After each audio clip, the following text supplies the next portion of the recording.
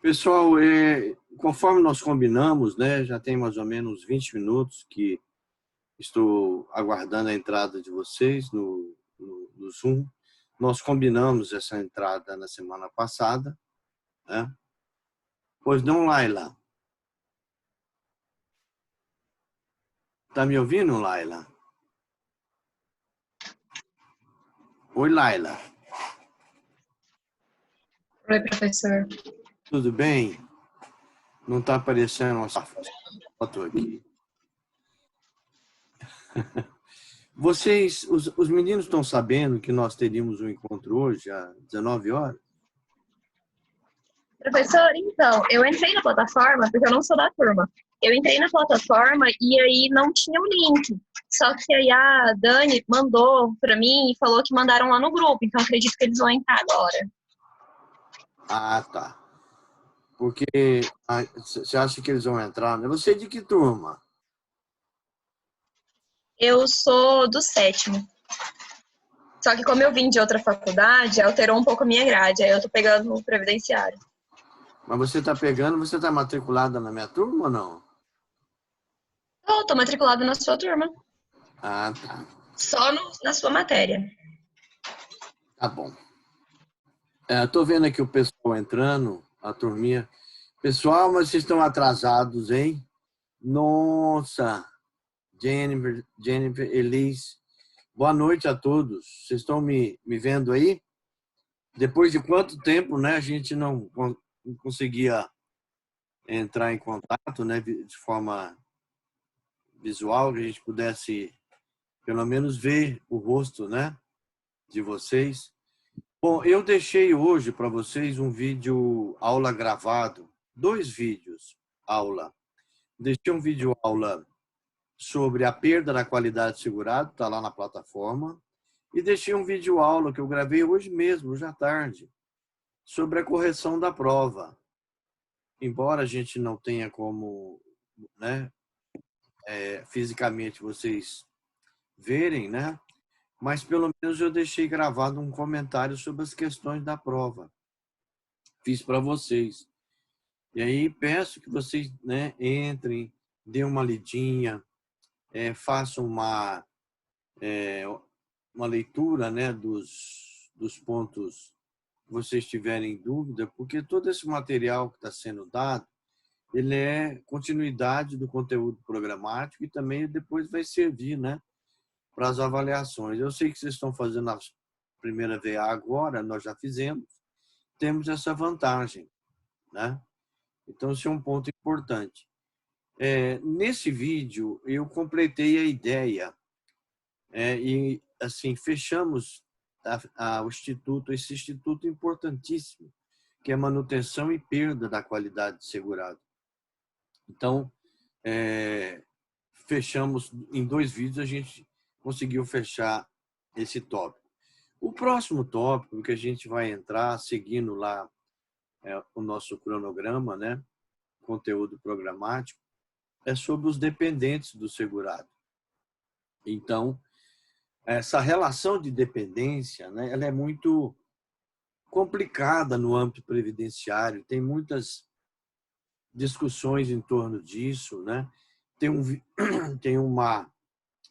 um viés muito forte com o direito de família, essa relação de dependência que existe, né, do segurado, porque ele é o titular, mas ele tem esposa, às vezes tem filhos, né? E o legislador previdenciário, ele desenhou a figura do dependente, né? Do dependente, pegando um pouco da ideia do direito de família, mas também falando, configurando de acordo com a relação jurídica previdenciária. Então, essa que eu queria fazer uma introduçãozinha hoje, não é bem, né, a ideia de dependente aqui, ficar pronto, não. É só uma introdução para a gente depois complementar.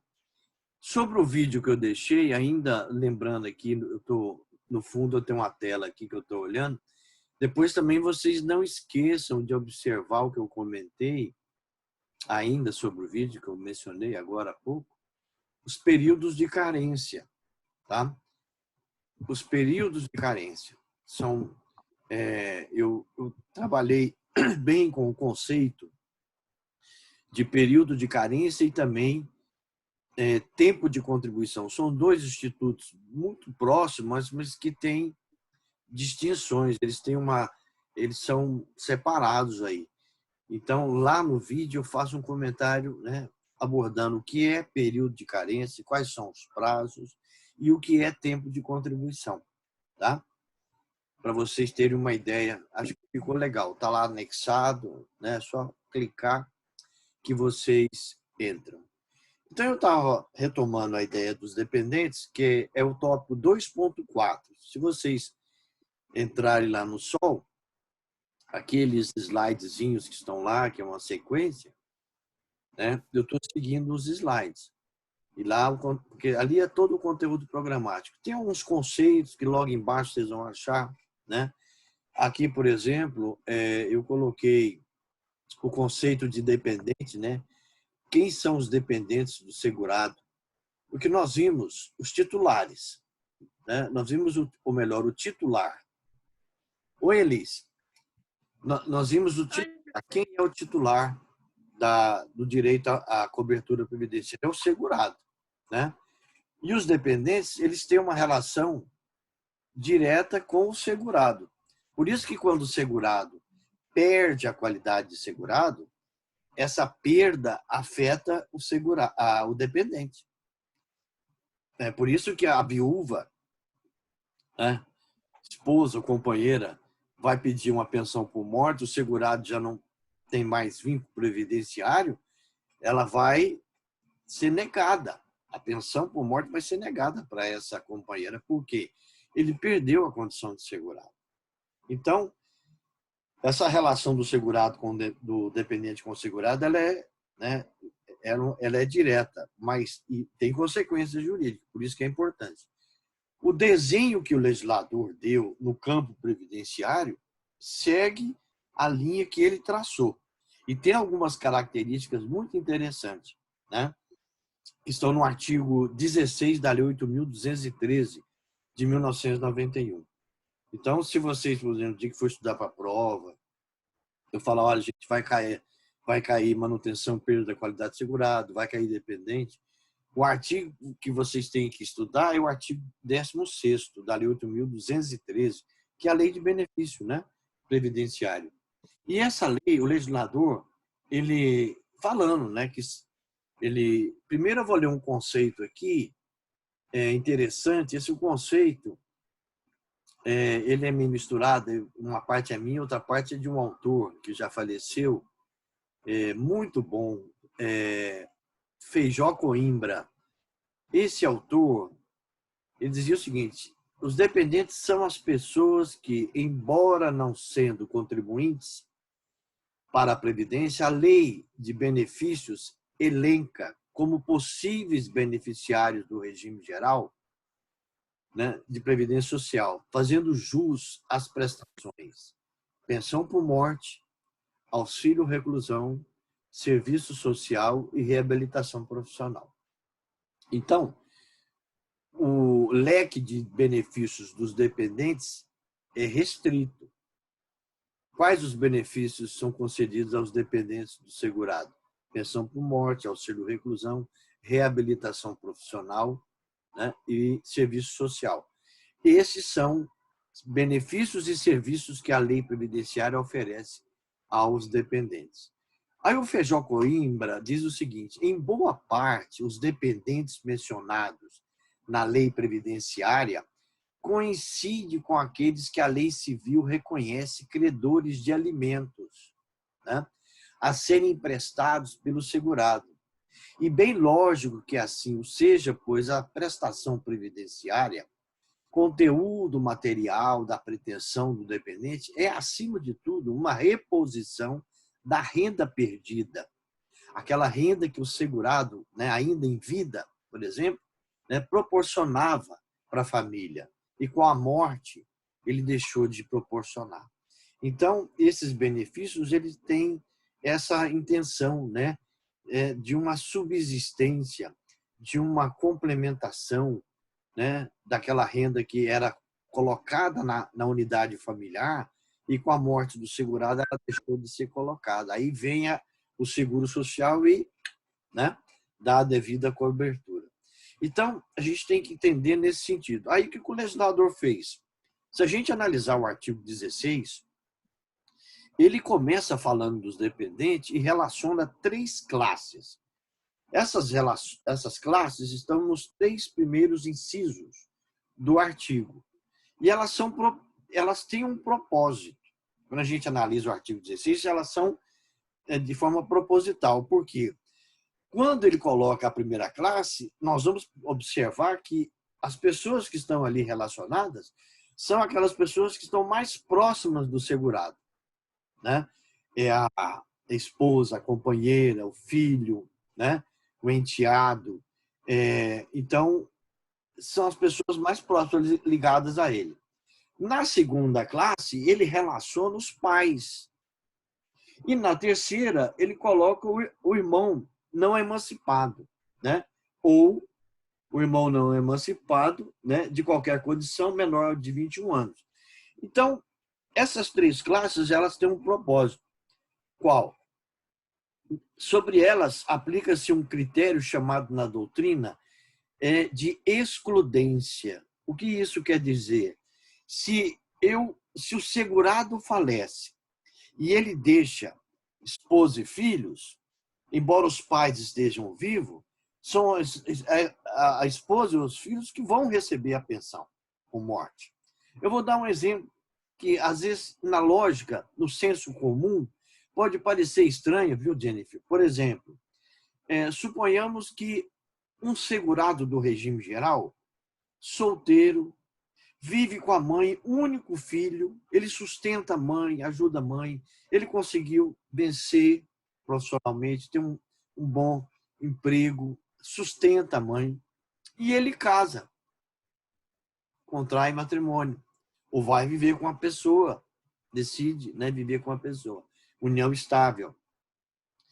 E ele vem a óbito. A pergunta é, para quem que vai a pensão por morte? A pensão por morte vai para quem? Para a esposa ou companheira, ou vai para a mãe que ele sustentava, que dependia economicamente dele?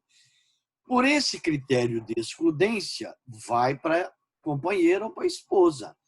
A mãe, que embora dependa dele de forma contundente, não vai receber a pensão. Ela não vai poder habilitar junto com a esposa. Ela vai ser excluída, né, de acesso à pensão por morte. Então, esse critério de excludência é muito interessante para um efeito de análise, né? Porque acaba excluindo. Aí você vai falar, mas isso é injusto, né? Isso é um absurdo.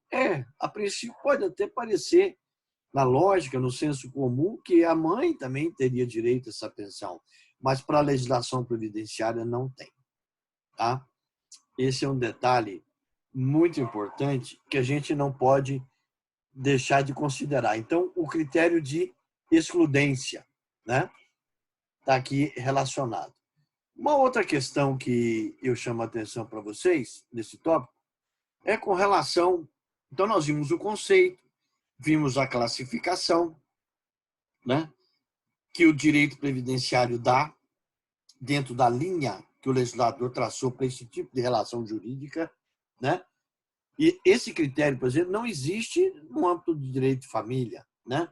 Embora no direito sucessório a gente vai ver aí, né, uma série de requisitos para habilitação na pensão, né? Tem toda a cadeia hereditária, né, que é típico da relação de direito de família, né? Bom, um outro critério importante, sutil, né, é que nos dependentes da primeira classe existe uma presunção de dependência econômica. Então, se a esposa ficou viúva, né, ela vai lá pedir a pensão por morte, o que ela leva? Ela leva a certidão de casamento, né, se é casada, atestado de óbito, né, os documentos necessários. A Previdência não vai pedir para ela, não. Agora você tem que fazer uma prova de dependência econômica. Você tem que provar que você dependia do seu marido. Não vai pedir isso para ela, porque há uma presunção de que os dependentes da primeira classe, a dependência é presumida. Os dependentes das classes 2 e 3, aí ela tem que ser comprovada. Então, no exemplo que eu dei do rapaz que casou, né, que sustentava a mãe, suponhamos que ele não tenha casado, vive com a mãe. Aí ele vem a óbito. Ótimo. Bom, ótimo entre aspas, né? Aí a mãe vai pegar a certidão de óbito e vai pedir a pensão do filho. A Previdência vai exigir dela, olha, a senhora tem, na linha aqui do artigo 16º, a senhora está tranquila, a senhora pode habilitar, seu filho não era casado, não tinha filho, né? Agora a senhora tem que provar que a senhora dependia economicamente dele. O que ela vai juntar? Ela vai juntar alguns elementos de prova, né? Conta de luz, às vezes também imposto de renda que ele havia colocado à mãe, né? Conta bancária. Tudo isso são elementos de prova para ela poder, então, demonstrar que havia dependência econômica. Tá? Esse é outro tópico de extrema importância, né? Para a configuração dos dependentes do segurado. Bom, além desses elementos que eu mencionei, né? Então, a existência de um dependente na primeira classe exclui os demais. Existe também a maioridade previdenciária, que é diferente do direito civil, né? Aos 18 anos você perde, né? Ou melhor, você adquire a maioridade civil. No direito previdenciário, a maioridade previdenciária se adquire aos 21 anos, né? Então, o filho recebe a pensão do pai até 21. Existe aí algumas tentativas, né, de prorrogar essa pensão. Pode haver um caso ou outro, mas a jurisprudência não aceita essa tese. Já aceitou no passado, né? Como eu estou nessa área há muitos anos, nós tivemos aí uma febre há uns 8 anos atrás dessa tese. Qual era a tese? Era, por analogia, utilizava-se uma lei federal que fala do abatimento de imposto de renda, que o filho que está estudando, etc., podia bater as despesas de imposto de renda, que não tinha renda própria, né? Mesmo com 22 anos, até 24.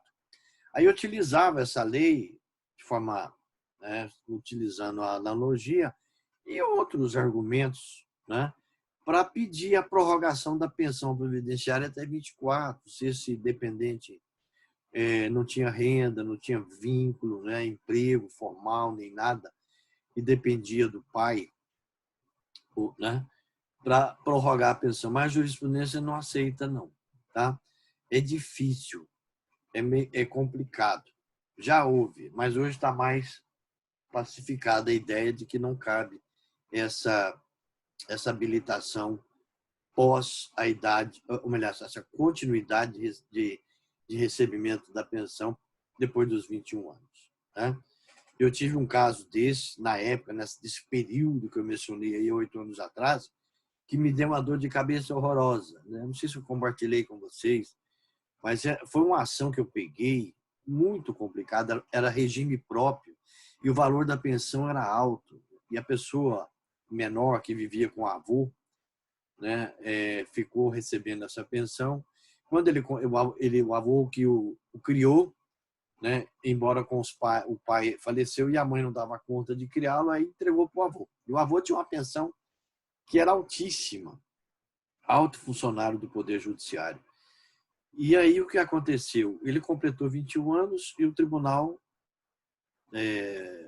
o STJ, ele era funcionário do STJ, o avô, aí o tribunal mandou uma carta e falou, olha, está suspensa a sua pensão, né? Ou melhor, está cancelada porque você já completou a idade de 21 anos. Aí a mãe me procurou para essa ação. Eu fiquei resistente para eu não queria entrar com essa ação. Né? Ela falou, não, olha, eu falei para ela, não vai dar certo, né? Essa pensão dele é muito alta do instituidor, que a gente chama, né? Do falecido, e na hora que um juiz vê o valor dessa pensão, ele não vai acatar a tese de prorrogação. né? E deu no que eu falei. Ela insistiu até que eu entrei, né? O juiz negou o pedido de tutela e eu entrei com agravo. Então, o processo ordinário, né, estava correndo normalmente, não foi no juizado especial, não, foi no juizado do procedimento ordinário, vara comum federal. Aí o que aconteceu? Eu agravei, no agravo eu pedi a tutela. E não há de ver que o relator concedeu a tutela, né? Aí ficou o processo andando, e eu doido para ele andar bem devagar, né? E o agravo para ser apreciado pelo colegiado, né? Ele deu decisão monocrática. E o que aconteceu? Por azar do meu cliente, o juiz relator desse agravo que tinha dado a tutela em sede de agravo adoeceu. Aí chamaram um substituto. E o substituto pôs em mesa, né? E manifestou pela revogação da tutela, não dando provimento ao agravo. E o juiz sapecou aqui a sentença, julgando improcedente. Então, nesse ínter, 1 ano, ele recebeu a pensão, com essa tese de prorrogação, né, da pensão por morte. Isso deu muito problema para ele, depois o tribunal quis pegar esse dinheiro de volta, né? Uma confusão danada. Então, essa tese não está colando, não. Tá? Pode ser que um caso gravíssimo, né, um juiz, numa questão bem clara, se for regime geral, que os valores dos benefícios são baixos, pode ser, né, até se a pessoa provar que não tem renda, a situação peculiar. Se ele for inválido, tudo bem. A pensão vai seguir sendo paga até, né, enquanto durar a situação de invalidez. Tá? Bom, o que eu queria destacar também aqui existe muita, nessa seara dos dependentes, muita confusão, né? O benefício mais complexo que é concedido aos dependentes é a pensão por morte.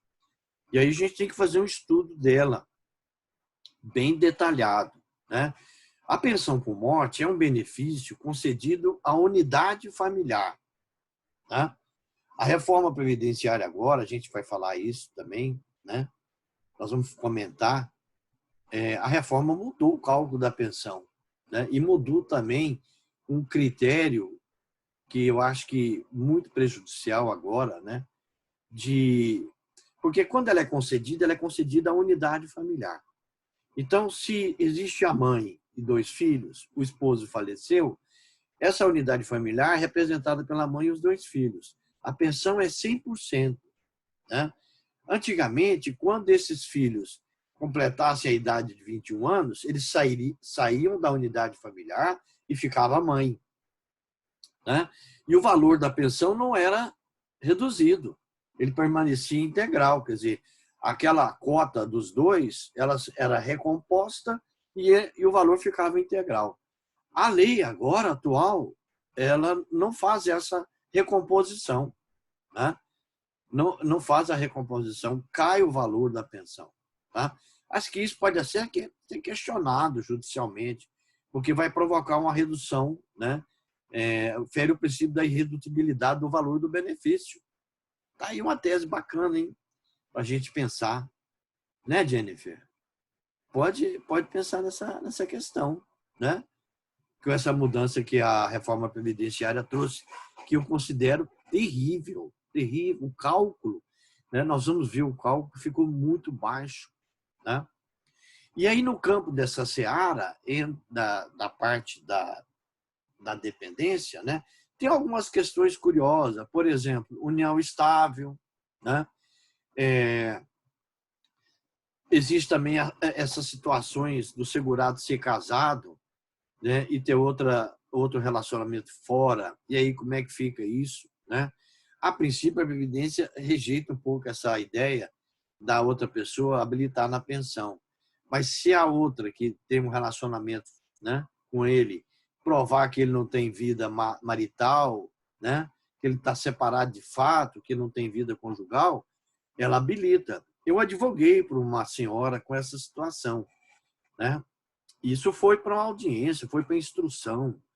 E na audiência, com a prova testemunhal, nós demonstramos que ele não tinha vida com a esposa mais conjugal, praticamente, né, ia na casa só para trocar de roupa, tinha as coisas dele, tudo, mas ele vivia mais na casa dessa minha cliente, né? E o juiz, então, acatou a tese e mandou dividir a pensão, porque ela habilitou na pensão. Na época, o INSS negou, né?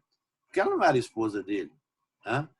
Mas aí fomos para o Poder Judiciário. Mas foi uma audiência muito pesada, muito carregada, né? E aí é uma audiência de onde você lava roupa suja de todo jeito, né? Uma audiência que você tem que fazer fechada, porque vem muita coisa que você nem espera, né? Então tem essa questão. Se ela provar que estão separados de fato, divide a pensão, sim, tá? Uma outra questão curiosa, que já está até sumulada pelo STJ, às vezes o segurado, às vezes não, o segurado divorcia, né? Mas ele ainda tem um vínculo com a ex-esposa. Isso é muito comum. Tem uma amizade, ajuda financeiramente. Pode acontecer que no divórcio, se ela renunciou, por exemplo, ao alimentos, mas mantinha um vínculo de dependência econômica dele, sempre teve, ele vindo a óbito, mesmo que ele esteja casado, ela pode tentar habilitar na pensão dele, viu, gente? Aí vai dividir com a esposa, a segunda esposa, tá? Olha só o desdobramento dessa matéria, né? É muito interessante esse ponto. Um outro detalhe importante também, a lei, em 2015, houve uma alteração legislativa importante sobre a pensão e o legislador estabeleceu um critério de faixa etária de manutenção da pensão. Então, antigamente tinha muita fraude, por exemplo, o segurado às vezes estava já viúvo, arrumava uma namorada novinha, né? E resolvia casar com ela e ela, suponhamos, ele com 70 anos e ela com 25, né? Ora, com o óbito dele, ela casada, ela habilitava na pensão dele, ia receber essa pensão vitalícia, de forma, né, para toda a vida. Aí você fala, mas se ela casar de novo? Não perde, né? E aí o que a legislação fez? Estabeleceu o tempo, período de gozo da pensão, né, de acordo com a faixa etária.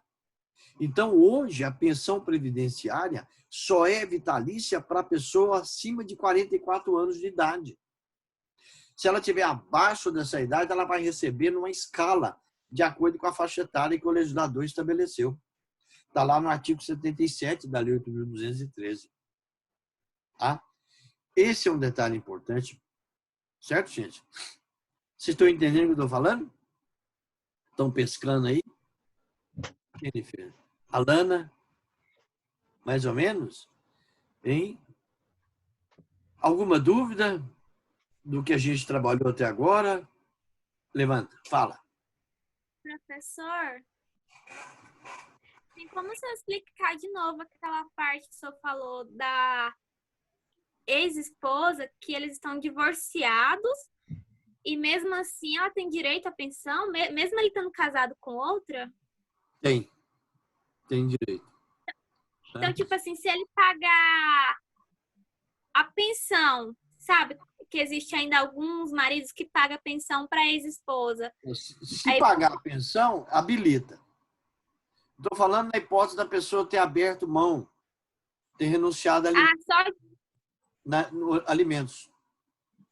Ah, tá. Entendeu? Entendi. Se ela aprovar, agora, mesmo aquela que tem a pensão alimentícia, né, ela tem que provar que havia dependência econômica, que habilita. Essa briga fica grande porque hoje, né, com as reformas, os regimes estão muito parecidos em termos de valor. Mas antigamente, né, às vezes o servidor, era um servidor público de um cargo alto, divorciava, né, a mulher recebendo alimentos, e ele e casava de novo, vinha a óbito, ela habilitava também para dividir a pensão com a segunda esposa. Entenderam? Tem gente. Entendeu? Elis. Entendeu? Então, é nesse tópico. Bom, eu chamo a atenção de vocês os parágrafos, veja bem, os parágrafos foram acrescentados foi acrescentado ao artigo 16º, esse que foi objeto nosso de análise, 3 parágrafos pela Lei 13.846 do ano passado. Esses 2 parágrafos a gente vai ter que analisá-los com mais detalhezinho, mas ele fala, porque veja bem, a pensão por morte, lá no vídeo aula que eu deixei para vocês, está lá na plataforma, eu falei de prazos de carência. Tem benefícios que não tem prazo de carência. Então, por exemplo, a pensão por morte não tem prazo de carência. Então, né? Não tem lógica eu estabelecer prazo de carência para pensão por morte. Eu não sei quando que eu vou morrer, ué, né? Não tem data anunciada, não tem, né? Isso é só em desenho, ou então filme de ficção, né? Mas ninguém sabe. Então não tem lógica, né? A pessoa, o regime previdenciário estabelecer prazo de carência. Gente, entenderam? Bom, esses parágrafos, eu vou fazer uma leiturazinha deles aqui, só como uma forma de introdução, não gerar confusão, mas o que está querendo dizer aqui? Está dificultando um pouco, né, a habilitação do dependente quando se tratar de união estável, né? A união estável, essa é uma matéria complicada, né, da união estável. Lá no Código Civil tem lá o conceito de união estável, não tem, gente? Vocês estão lembrados? Tem que haver, né, uma vontade, um interesse de vida em comum. Tem lá o preceito, artigo 1700 e pouquinho, tem lá um conceito de união estável. E essa é uma matéria complicada. Eu vou citar um caso para vocês muito curioso que aconteceu há uns anos atrás, que tem a ver com a união estável. Eu tinha um amigo, não sei se eu contei isso para vocês, ele era auditor da Receita Federal. Solteiro, meio doido, ele tinha depressão demais, era meio... Ele conheceu uma moça e ficou namorando com essa menina, namorou 1 ano e depois de 1 ano de casado, de convivência com ela, de namoro, né, ele se suicidou. Ele morava no centro aqui de Goiânia, ele morava no 9º andar, pulou da sacada. Numa crise, né? Ele pulou da sacada. Aí a menina que namorava com ele, a moça até mais nova que ele, disse que estava grávida dele. Estava grávida, né? Os pais dele falavam, isso é mentira, né? Isso é aproveitadora. E ela estava mesmo grávida, né? Aí era o seguinte, ela já podia pedir a pensão alegando que era união estável, junto à Receita Federal, o setor de recursos humanos da Receita, ou esperar, né, a criança nascer, fazer um DNA, a prova de que ele, né, era pai dessa criança e tudo. O pai dela me procurou, porque eu conheci os dois e não tinha inimizade com nenhum, né, nenhuma família, e o pai me procurou para conversar. O Roberto está falecido, o pai dela. Ela hoje mora em Campinas, São Paulo. Aí eu falei, Roberto, se essa união estável está tão assim efêmera, que era um namoro, né? Ela não estava ainda vivendo no apartamento dele, é melhor aguardar a criança nascer, fazer o teste DNA e ver se realmente ele é pai dessa criança. E a menina é a cara dele. É a cara dele. Né? Fez o teste, não deu outra, gente. A Pituxinha era realmente filha dele, né? Aí ela habilitou na pensão, recebe a pensão dele hoje, boa, né? Uns 20 mil reais, ele é auditor da Receita Federal, tá? Bom, aqui o parágrafo 5º diz o seguinte, as provas de união estável e de dependência econômica, as provas de união estável e de dependência econômica exigem início de prova material contemporânea dos fatos produzidos em período não superior a 24 meses anterior à data do óbito ou do recolhimento, isso aqui é outro detalhe, né? A prisão do segurado. Então, aqui está exigindo prova né, da dependência econômica. É algo que não encaixa, né? Não encaixa porque a união estável ela está prevista no inciso 1, né? A companheira, o companheiro, está contemplada na classe 1. E a classe 1, a dependência econômica é presumida, ela não é comprovada. Mas o legislador pisou na bola aqui, no meu entendimento, né? Esse é um ponto que a gente vai destacar depois, complementando essa parte de dependência, né? E aí fala também... Não, era esse parágrafo que eu queria destacar.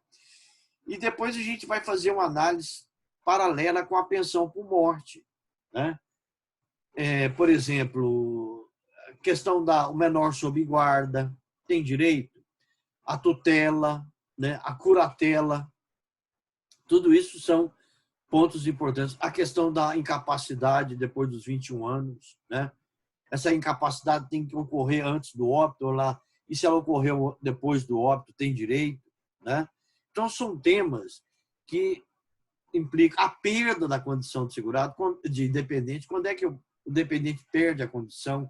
Os casos de emancipação previstos no artigo 5º do Código Civil, casamento, né, constituição de sociedade, colação de grau superior, né, que mais? É mais gente, você sabe mais do que eu isso aí, né? Contrato de trabalho. E esses casos perdem, né? Perde a condição de dependente. Então, eu sou dependente do meu pai, né? Se eu arrumar um emprego, eu ainda não tenho 21 anos, tenho 19. Se eu arrumar um emprego, eu perco a minha condição de dependente, por contrair, por configurar aí um contrato de trabalho, assinatura de carteira, eu passo a ser um segurado. Não sou um dependente mais, né? São casos de emancipação. Existe aquela emancipação por cartório, né? Você emancipa o filho, né? Vai lá, faz a emancipação. A Previdência, ela trata essa questão de emancipação com muito rigor, né? E aí pode causar problema depois, tá? Que a lei fala que com a emancipação perde a condição de dependente, tá? Isso é muito sério. Vou citar um caso. Exemplos é que são bons, né, para a vida. Eu tinha um vizinho que era casado, tinha 3 filhas. Ele divorciou, né? Não casou-se de novo, ficou solteiro, e ele teve um infarto. No divórcio, quando eles fizeram o divórcio, para ficar mais barato o divórcio, das 3 meninas, tinha uma que era menor de 18 anos. O que eles fizeram? Emanciparam a menina, né? Fizeram a emancipação dela para fazer o divórcio em cartório, ficar mais barato, porque só tinha... É tudo maior, né? Aí não precisava de fazer judicialmente. Aí o que aconteceu? A menina que emancipou não pode receber a pensão. Porque a lei previdenciária é clara. Diz que com a emancipação perde a condição de dependente. Vocês entenderam? Ficou claro aí, gente? Certo? Vocês tiveram tempo de ler, de ver o vídeo que eu deixei lá? Tem alguma dúvida sobre o vídeo? Não? O vídeo aula? Não? Nesse ponto que a gente abordou aqui, vocês queriam fazer alguma colocação? Queria, Elis? Laila? Professor, Fala. o problema é que a gente achou que não ia ter aula. Por quê? É porque mandaram mensagem pra gente e aí falou que a partir de hoje até o dia 16 estava tudo suspenso por causa das provas. Aí a gente Vocês pensou que não receberam essa tinha aula. mensagem? Foi, Hã? foi. Mas não tem problema, não. Ela vai ficar gravada, tá? Tá. Ela tá gravadinha, tá tudo sendo gravado aqui. E eu vou anexá-la na plataforma. Combinado? Que a gente vai concluir essa parte de dependentes. Nós vamos fazer essa conclusão. Esse instituto é lindo, é muito bonito, né? E complexo. Envolve questão de família, né? Envolve prova de dependência, envolve questões importantes aí na área previdenciária. Nesse momento de crise, né, de dificuldades, vocês imaginam um segurado que perdeu a condição de segurado e a viúva, coitada, ter um não, né, da Previdência, porque o segurado, olha, não tem como pagar a pensão para a senhora. Porque eu disse no início da minha fala, se o segurado perde a condição de segurado, afeta quem? Afeta os dependentes. Porque os dependentes dependem diretamente dele. Se ele é o titular e não é mais o titular, os outros também, que dependem dele, vão ser excluídos. Né?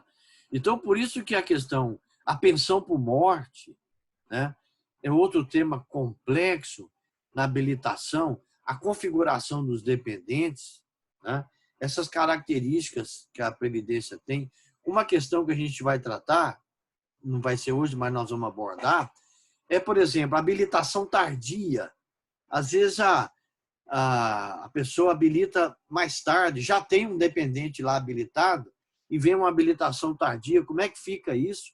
A pessoa estava lá quietinha, recebendo integralmente, né, a pensão, de repente aparece um gaiato, né, para receber também. Né? A tendência é sai para lá, achou, né? Mas não pode. Como é que fica? Né? Aí eu vou deixar de receber integral, como eu recebia antes, porque outro foi habilitado e vai ter que repartir, né? Vai ter que dividir o bolo. Né? É o bolinho que está sendo. Né? Por isso que as pessoas hoje não podem arrumar muita confusão por fora. Né? Eu estava dando aula ontem e um aluno falando para mim de um caso concreto que eles atuaram na prática, né, de civil e previdenciário, dizendo que o cara ele era viajante, ele tinha 3 famílias. E quando ele morreu, foi um Deus nos acuda para habilitação na pensão dele. Né? Ele viajava para tudo quanto é lado, e cada lugar que ele ficava mais tempo, ele arrumava uma família, arrumou 3 famílias. Né? O bicho era animado. E aí vocês imaginam a confusão com a morte dele. Claro, né? Vão querer dividir o bolo. Né? Certo? Bom, alguma dúvida? Vocês querem que eu comente mais algum detalhe? Não? Avisa os meninos que vai ficar gravada a aula. Tá? Eu vou gravar direitinho, vou anexar lá na plataforma. Tá? Mas não deixem de assistir o vídeo aula que eu passei, ficou legal. Tá? São quase 50 minutos de fala sobre a perda. Ali eu falei da perda, falei dos prazos de carência, da distinção de carência com tempo de contribuição. Ficou legal. Tá? Aí vocês não deixam de assistirem. Tá? E pode falar para o pessoal ficar tranquilo, porque realmente foi passada essa mensagem que nesse período não ia ter as atividades síncronas, né? Que é essa ligadas a vídeo, etc. Mas na próxima semana está engatilhada a nossa aulinha, tá? Vou mandar o print direitinho, o horário, para a gente dar continuidade. Eu vou encerrar no vídeo, próximo vídeo, essa parte de dependência, faço uma conclusãozinha, né, no Zoom, e a gente já parte para outro ponto para a gente caminhar com o nosso conteúdo programático. Se vocês tiverem dúvida, quando estiver assistindo os vídeos, anotem, porque aí a gente pode discutir, eu posso responder para vocês. Certo? Ok? Sueli, como é que está seu menino? Tá bom? Hein? Não estou te ouvindo. Seu garoto tá bem? Menina. Essa menina tá... Né? Olha lá ela ali atrás. Ah, é. A cara de levada, né? Tá bem, graças a Deus. É. E o pessoal, vocês estão tendo aula normalmente? Então, como é que tá? Hein? Vocês tá tendo prova, professor. Tá tendo prova essa semana. Mas os professores vêm aplicando os conteúdos normalmente, né? Vem? Sim. Sim. Hã? Tá ótimo. Tá sim, tudo normal. Coisa boa. Assim, longe do É. normal, né? Mas É. tem que ficar normal. O importante é a gente não perder a continuidade do conteúdo, né? O registro dessas atividades na plataforma, porque vocês estão formando, né? Lembrem-se que as universidades federais estão paralisadas. Eles nem no sistema remoto eles estão fazendo nada. Quando eles voltarem, eles vão ter que preparar um calendário. Agora, vocês imaginam, eles vão entrar em período de julho, vão entrar em período de janeiro, entendeu? E vocês já estão com o semestre já faturado, entendeu? Isso é Deus importante. quiser, né? Hã? Se não acontecer Deus também, quiser, né? vai acontecer, né? Vão estar Professor, aqui. Fala, querido. o senhor sabe se vai ser 3 VAs ou se vai ser só 2 VA esse semestre? Nós temos só 2, porque nós já fizemos a primeira, né? Ah, então vai ser 3 VA para todas as matérias, Eu todas as entendo que disciplinas. sim. Nós fizemos a primeira, graças a Deus. Vamos fazer a segunda no próximo. Lá tem um calendáriozinho, né? Eu vou dar uma olhada para qual que é a nossa segunda, né? Nós tivemos esse privilégio. Deus foi tão bom para nós que a gente fez a primeira prova, né?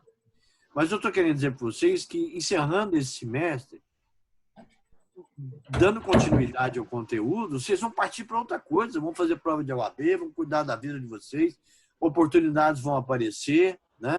Isso não vai ficar do jeito que está. Eu sou contra, gente, esse isolamento. Eu acho isso absurdo. Acho que não é possível que na cabeça de alguém não tenha uma ideia diferente desse negócio. Entendeu? Não é possível. Eu sou contra também, professor. Hã? Eu Oi? sou contra também. Pois é. Manda ficar em casa é muito também. simples.